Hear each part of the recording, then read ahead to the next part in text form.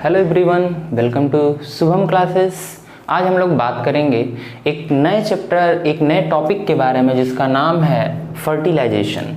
क्या नाम है? फर्टिलाइजेशन। फर्टिलाइजेशन का मतलब होता है निषेचन। क्या होता है? निषेचन होता है। ठीक है, तो इसके बारे में आज हम लोग थोड़ा सा डिस्कस करेंगे और हम लोग डिस्कस करेंगे कि यौनारंभ क्या होता है, प्यूबर्टी क्या होती है। ठीक है, प्यूबर्टी किसे कहते हैं। ठीक है, तो आइए हम लोग बात करते हैं निषेचन के बारे में कि निषेचन जो है एक बहुत ही महत्वपूर्ण टॉपिक है जिससे आपको क्या करना है, समझना है। तो निषेचन क्या होता है? देखें, नर और मादा युग्मक कोशिकाओं के मिलने को ही क्या कहते हैं? निषेचन कहते हैं। क्या कहते हैं बच्चों? निषेचन कहते हैं। अब कैसे? जैसे ये क्या हो गया, हमारा मेल हो गया। ठीक है, ये मेल है और ये क्या है, हमारी फीमेल है। ये मेल है और ये फीमेल है। तो मेल को हम लोग किससे दिखाते हैं? एक्स वाई से दिखाते हैं। ठीक है, और फीमेल को हम लोग एक्स एक्स से दिखाते हैं। ठीक है, ये हमारा मेल हो गया और ये हमारा फीमेल हो गया, नर मादा। ठीक है, अब इसके पहले हम लोगों ने बात किया था कि जो नर होता है, जो मेल होता है, वो क्या रिलीज करता है या क्या प्रोड्यूस करता है? तो स्पर्म। क्या प्रोड्यूस करता है? स्पर्म या शुक्राणु। ठीक है, ये क्या रिलीज करता है भैया? स्पर्म रिलीज करता है। ठीक है, ये शुक्राणु को क्या करता है? रिलीज करता है। ठीक है, और ये क्या रिलीज करती है? ये जो है वो एग को रिलीज करती है। किसको रिलीज करती है? एग को। ठीक है, ये एग को, एग मतलब अंडा। ठीक है,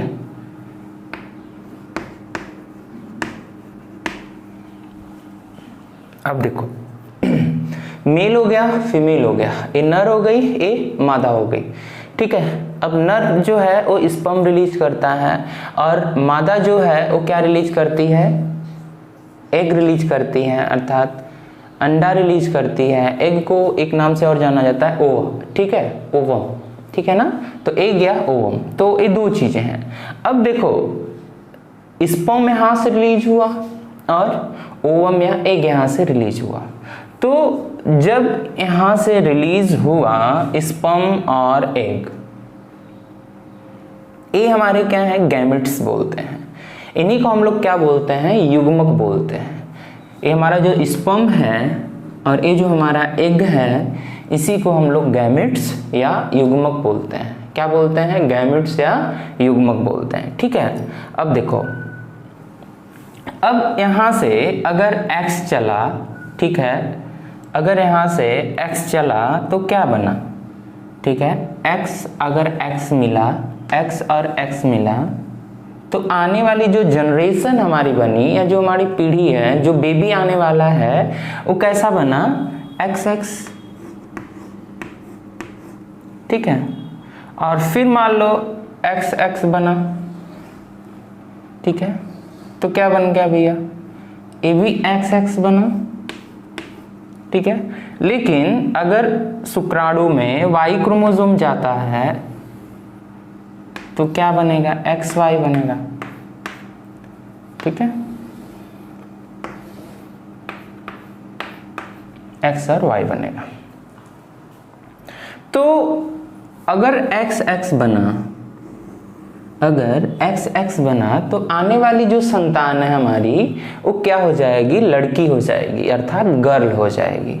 दोस्तों, अगर आप यूपी बोर्ड के स्टूडेंट हो और आपको 2022 के बोर्ड एग्जाम में पेपर देना है तो आप सभी के लिए गुड न्यूज़ है। अनअकैडमी यूपी बोर्ड स्टूडेंट के लिए लेकर आए स्कॉलरशिप टेस्ट। ये टेस्ट 25 जुलाई को दोपहर 12:30 बजे क्लास 9 से 12 तक के स्टूडेंट का होगा और इस टेस्ट में जो भी टॉप रैंक पर आएगा उसे अनअकैडमी का सब्सक्रिप्शन 6 महीने के लिए बिल्कुल फ्री में मिलेगा और सेकंड, थर्ड, फोर्थ रैंक वालों को 3 महीने का सब्सक्रिप्शन बिल्कुल फ्री में मिलेगा। इसमें क्लास 10 का मैथ और साइंस में जो चैप्टर्स चैप्टर्स आपने पढ़े हैं उनका टेस्ट लिया जाएगा और 12th वालों का पीसीएमबी में जो चैप्टर्स आपने पढ़े हैं उसका टेस्ट लिया जाएगा। जितने भी स्टूडेंट देख रहे हैं, डिस्क्रिप्शन मैंने आपको लिंक प्रोवाइड किया है, उस लिंक पर क्लिक करना है और वहां पर आपसे इनवाइट कोड में शुभम UP10 जैसे ही डालोगे आप इस टेस्ट में इनरोल कर सकते हो। ये टेस्ट दोपहर को संडे को 25 जुलाई 12:30 बजे होगा और जो भी टॉप रैंक पर आएगा उसे शुभम क्लासेस की तरफ से भी प्राइज मिलेगा। तो जितने भी स्टूडेंट देख रहे हैं, डिस्क्रिप्शन में टेस्ट का लिंक है, अभी जाकर इनरोल कर लो। क्या हो जाएगी? गर्ल।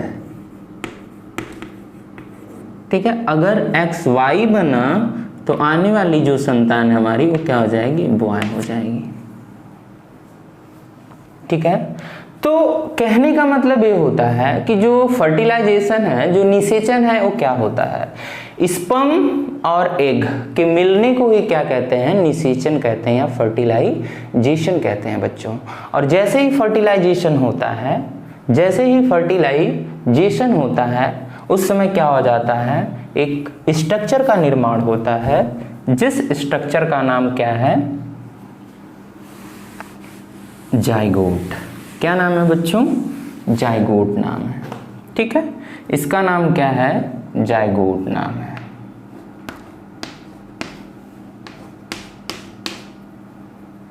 ठीक है, ये दोनों ऐसे मिले, ये क्या हो गए हमारे? ये एग हो गया। ठीक है, और यहां से क्या आ रहा है? स्पर्म आ रहा है। ठीक है, तो जैसे ही ये मिला, ठीक है, नर युग्मक मादा युग्मक जैसे ही मिला, इस प्रोसेस को हम लोग क्या बोल दिए? फर्टिलाइजेशन।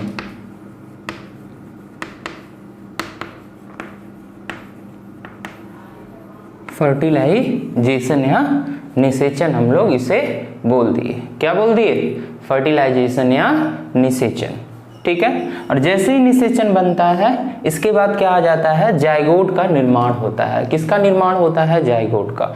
और जाइगोट के बाद ही किसका निर्माण होता है? एम्ब्रियो का। और एम्ब्रियो के बाद क्या होता है? हमारे एम्ब्रियो का क्या होता है? विकास होता रहता है 1 to 9 मंथ।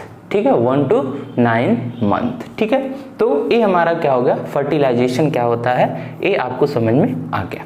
ठीक है, अब हम लोग बात करते हैं कि जो फर्टिलाइजेशन होता है इसके भी क्या टाइप हैं? यस, हाँ, टाइप हैं। फर्टिलाइजेशन जो होता है बच्चों वो 2 प्रकार से होता है। कितने प्रकार से? 2 प्रकार से। कौन कौन सा भैया? एक होता है बाह्य निषेचन और एक होता है अंतः निषेचन। तो सबसे पहले हम लोग बात करते हैं बाह्य निषेचन के बारे में। किसके बारे में? बाह्य निषेचन। ठीक है, तो बाह्य निषेचन क्या होता है?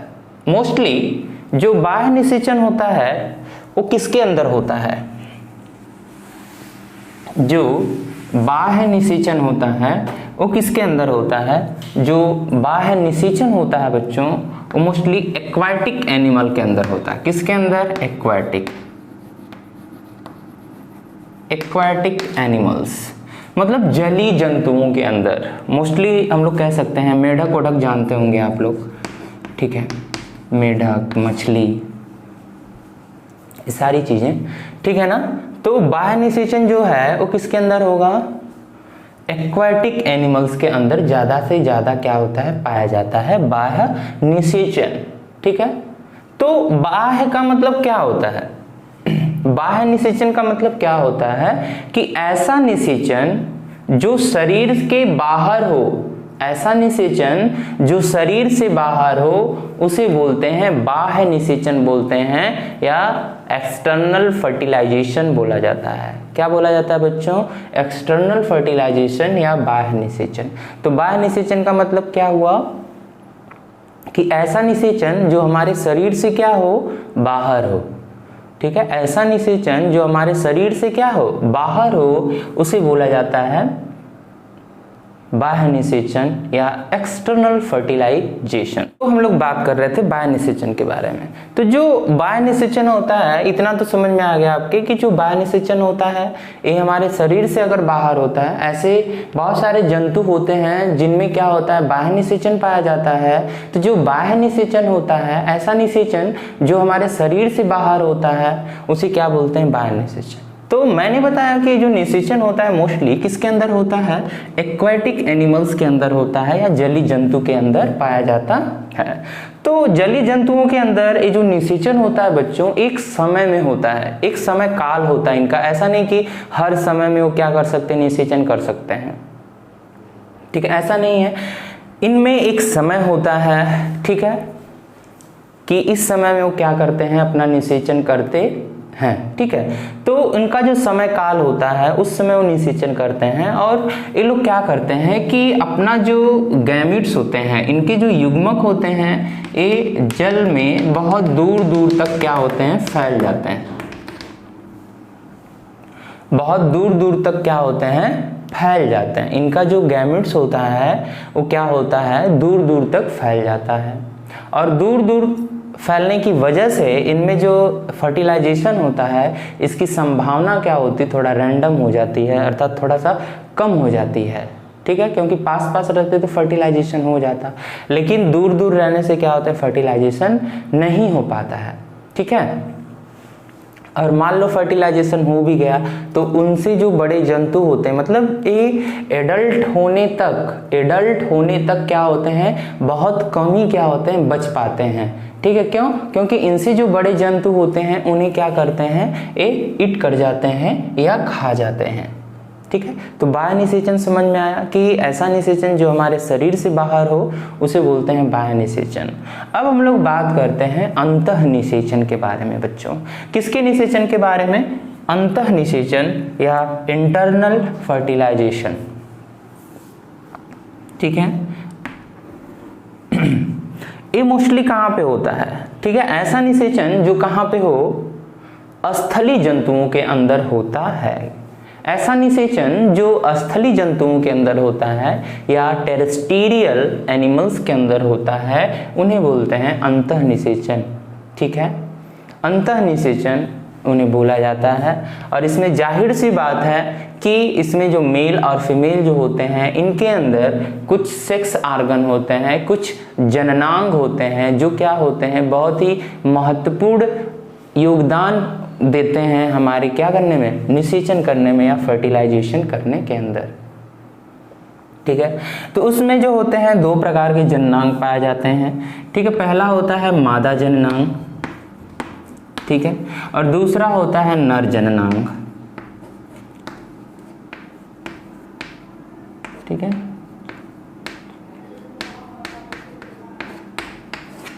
मादा जननांग और नर जननांग जो होते हैं दो प्रकार के जननांग पाए जाते हैं, ठीक है। इतना तो आपको पता ही होगा। हम लोग बात कर रहे थे अंतः निषेचन के बारे में। तो जो अंतः निषेचन होता है उसमें मैंने बताया कि इसमें दो प्रकार के जननांग होते हैं, एक मादा जननांग और एक क्या होता है, नर जननांग, ठीक है।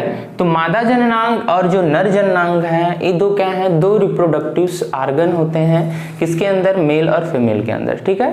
तो जो मादा जननांग है ये क्या होता है, ये भी एक रिप्रोडक्टिव ऑर्गन है और इसी जगह से क्या होता है, ये मादा युग्मक गैमेट्स को क्या होती हैं, रिलीज करती हैं, ठीक है। और वो रिलीज करती हैं तो जो नर जननांग होता है उसको शिश्न बोला जाता है, उसको क्या बोला जाता है, शिश्न बोला जाता है। और शिश्न में जैसे ही ब्लड का डिपोजिशन होने लगता है, ब्लड मतलब इकट्ठा होने लगता है, शिश्न वैसे ही क्या होता है, काफी कठोर हो जाता है और कठोर हो जाता है तो जो नर जननांग होता है वह अपने जननांग को मादा जननांग के अंदर क्या करता है, प्रवेश करवाता है, क्या करवाता है, प्रवेश करवाता है। नर जननांग जो होता है अर्थात जो मेल होता है वह अपने रिप्रोडक्टिव ऑर्गन को, नर जननांग को मादा जननांग के अंदर क्या करवाता है, प्रवेश करवाता है। और जैसे ही वो प्रवेश करवाता है इसका गैमेट जो होते हैं, इसके जो युग्मक होते हैं वो मादा जननांग के अंदर क्या होते हैं, प्रवेश कर जाते हैं। और जब वो प्रवेश कर जाते हैं तो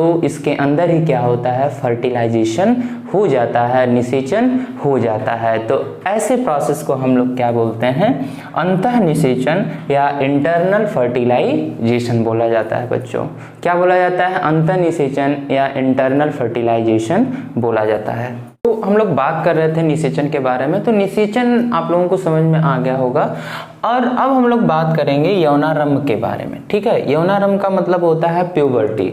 तो प्यूबर्टी क्या होता है, यहाँ से क्वेश्चन आपके एग्ज़ाम में पूछा जाता है और बहुत ही महत्वपूर्ण ये जो टॉपिक है आपके एग्ज़ाम के लिए है और आपके लिए भी है, क्योंकि ये आपके जीवन से जुड़ा है, जिसे आप जान सकते हैं, अच्छे से समझ सकते हैं। ठीक है, तो ये क्वेश्चन कैसे पूछा जा सकता है, तो सबसे पहले हम लोग क्वेश्चन के बारे में बात करते हैं। तो क्वेश्चन जो पूछा जा सकता है, ये आपसे पूछा जा सकता है कि नर और मादा में द्वितीयक लक्षण क्या होते हैं, या पूछ सकता है बालक और बालिकाओं में द्वितीयक लक्षण को विस्तारित कीजिए, या पूछ सकता है कि प्यूबर्टी में होने वाले जो परिवर्तन होते हैं या जो इसके लक्षण हैं ये क्या क्या हैं। ठीक है, तो ऐसे कुछ जो है क्वेश्चन बन सकता है। तो हम लोग बात करते हैं कि प्यूबर्टी होता क्या है। ठीक है, यौनारंभ होता क्या है, तो आइए बात करते हैं। तो यौनारंभ जो है बालकों का शरीर, ठीक है, जैसे हम लोग बच्चे क्या होते हैं, बच्चे पैदा होते हैं, या जब हम लोग पैदा होते हैं तो क्या होते हैं, उस समय छोटे रहते हैं। ठीक है, उस समय क्या रहते हैं, छोटे रहते हैं, बेबी रहते हैं, बेबी से बॉय होते हैं। बॉय का मतलब 5 से 6 साल की जो एज होती है उस समय लड़का और लड़की में फ़र्क पता चल जाता है। ठीक है, पता चलने के लिए तो जन्म से ही पता चल जाता है, लेकिन उस समय क्या होता है हम लोग एक्सटर्नली भी बता सकते हैं। बालकों का शरीर एक वयस्क शरीर के रूप में विकसित होना तथा उनमें प्रजनन तथा निषेचन करने की क्षमता विकसित होना ही क्या कहलाता है, यौनारंभ का लक्षण होता है या यौनारंभ कहलाता है। तो क्या होता है यौनारंभ, कि बालकों का शरीर, ठीक है, बालकों का शरीर एक वयस्क शरीर में परिवर्तित होना ही क्या कहलाता है, यौनारंभ कहलाता है। ठीक है, बात समझ में आई कि बालकों का शरीर, बालकों का जो शरीर होता है यह क्या होता है, वयस्क के शरीर में परिवर्तित होना या विकसित होना ही क्या कहलाता है, यौनारंभ कहलाता है। ठीक है, अब कैसे हम लोग समझेंगे कि बालकों का जो शरीर है यह वयस्क के शरीर में विकसित हो रहा है, क्योंकि जैसे हम लोग धीरे धीरे क्या होते हैं, बढ़ते चले जाते हैं। ठीक है, ग्रोथ करते हैं, वृद्धि करते रहते हैं, तो ये सारी चीज़ें हमें बताती हैं और यही हमारी क्या होती हैं, द्वितीयक लक्षण होती हैं। ठीक है, ये क्या होती हैं, द्वितीयक लक्षण होती हैं, सेकेंडरी कैरेक्टर्स होती हैं, या सेकेंडरी सेक्सुअल कैरेक्टर्स भी इन्हें बोला जाता है बच्चों। ठीक है, अब हम लोग बात करते हैं लक्षण के बारे में। तो यौनारंभ के लक्षण, ठीक है, तो जो लक्षण है वो क्या क्या है, लक्षण में हम लोग क्या क्या देखते हैं या लक्षण में क्या क्या आ जाता है। ठीक है, तो लक्षण जो है सबसे पहला शरीर की सुडौलता, शरीर पर बाल और आवाज का भारीपन, ये जो है कुछ जो हैं ये बॉयज के कैरेक्टर्स हैं। ठीक है, मतलब बच्चों के, लड़कों के क्या हैं, ये लक्षण हैं। तो जो लक्षण होता है वो कब दिखाई देता है हमें, 15 से 16 या 17 कह सकते हैं, 15 से 17 एज की अवस्था में ये जो लक्षण होता है वो क्या होता है, दिखाई देने हमें लगता है। दिखाई देने का मतलब जो होता है ये हमारे अंदर जो लक्षण होता है वो विकसित होने लगता है। और ये किसकी वजह से होता है, ये किसकी वजह से होता है, हार्मोन की वजह से होता है बच्चों। किसकी वजह से, हार्मोन्स। ठीक है, हार्मोन्स की वजह से। कौन सा हार्मोन बच्चों, टेस्टोस्टेरोन। ठीक है,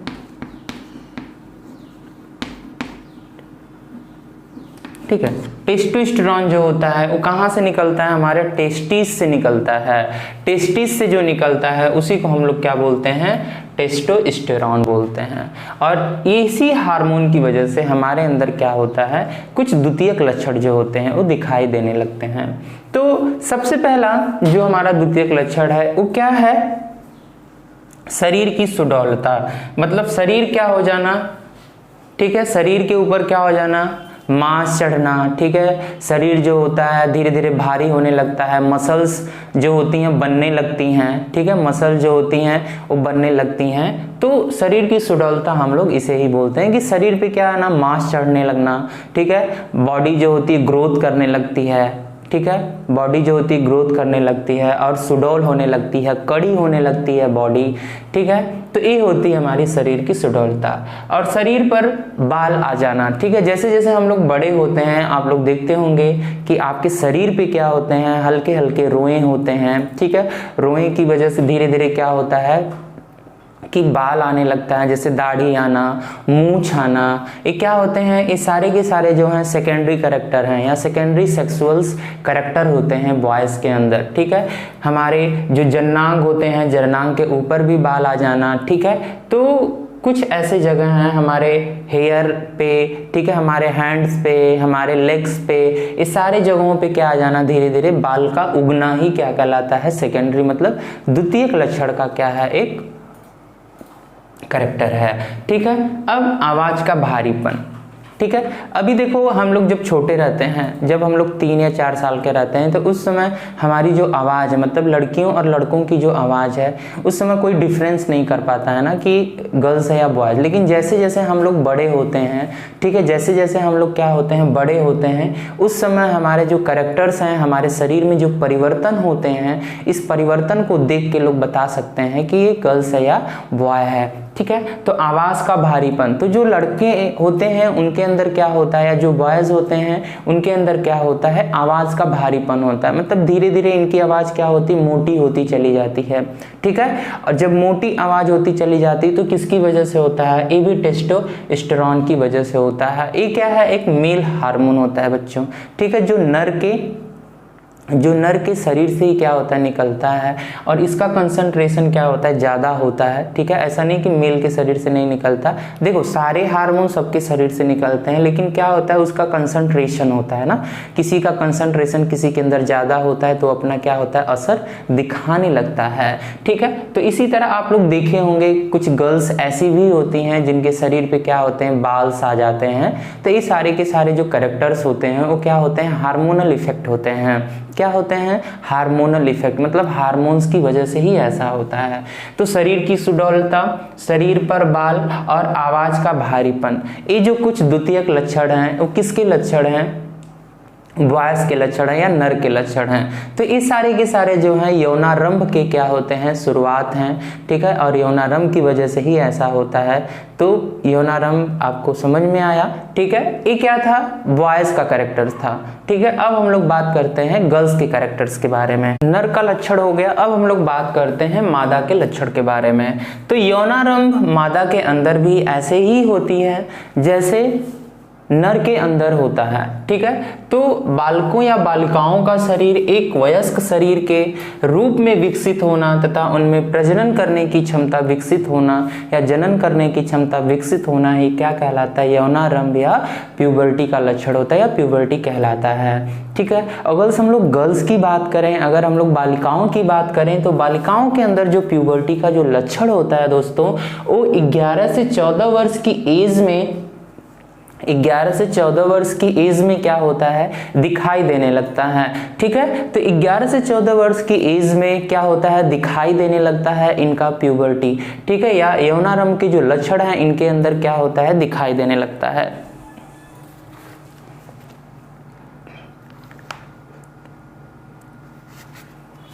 ठीक है, तो अब इनके जो लक्षण होते हैं वो क्या क्या होते हैं। ठीक है, देखो इनके जो लक्षण होते हैं, ठीक है, एक हार्मोन होता है बच्चों जिसका नाम है एस्ट्रोजन। ठीक है, एस्ट्रोजन हार्मोन जो होता है वो गर्ल्स की प्यूबर्टी के लिए क्या होता है, रिस्पॉन्सिबल होता है। क्या होता है, रिस्पॉन्सिबल होता है या जरूरी होता है या मुख्य भूमिका निभाता है। जैसे बॉयज के अंदर या नर के अंदर हम लोग देख रहे थे टेस्टिस से टेस्टोस्टेरोन निकल रहा था, इसी तरह यहाँ पे क्या है, एस्ट्रोजन हार्मोन है जो गर्ल्स की प्यूबर्टी के लिए या यौनारंभ के लिए क्या होता है, वो जरूरी होता है। तो इनके लक्षण क्या होते हैं देख लेते हैं। तो सबसे पहला जो लक्षण है, स्तनों की वृद्धि तथा सुडौल होना। ठीक है, गर्ल्स जैसे जैसे क्या होती हैं, एडल्ट के रूप में विकसित होती हैं, एडल्ट के रूप में परिवर्तित होती हैं, तो उनका जो स्तन होता है, ठीक है, वो क्या होता है, वृद्धि करता है और सुडौल होता है। और इसमें क्या होती हैं, दुग्ध ग्रंथियां क्या होती हैं, उत्पन्न होती हैं, या दुग्ध ग्रंथियों का क्या होता है, विकास होता है।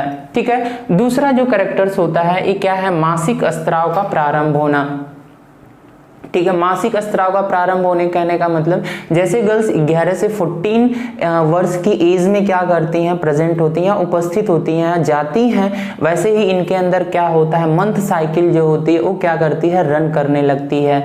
ठीक है, जो मंथ साइकिल होती है वो क्या करती है, इनके अंदर रन करने लगती है, तो उसी को बोलते हैं मासिक स्राव बोलते हैं, या MC साइकिल बोलते हैं, या पीरियड के भी नाम से जाना जाता है। ठीक है, तो ये कुछ जो 2 इंपॉर्टेंट लक्षण है ये आपकी समझ में आए होंगे।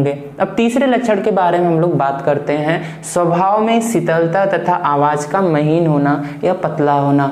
ठीक है, तो जैसे जैसे गर्ल्स क्या होती हैं, बड़ी होती जाती हैं, या मादा जो होती हैं वो बड़ी होती जाती हैं, इनके अंदर क्या होता है, शीतलता आती है, मतलब गांव की भाषा में हम लोग बोल सकते हैं कि जो लज्जा का पन आता है, जो लज्जापन होता है ये विकसित होने लगता है, और इनकी जो आवाज़ होती है काफ़ी मधुर होने लगती है, मीठी होने लगती है, और काफ़ी पतली होने लगती है।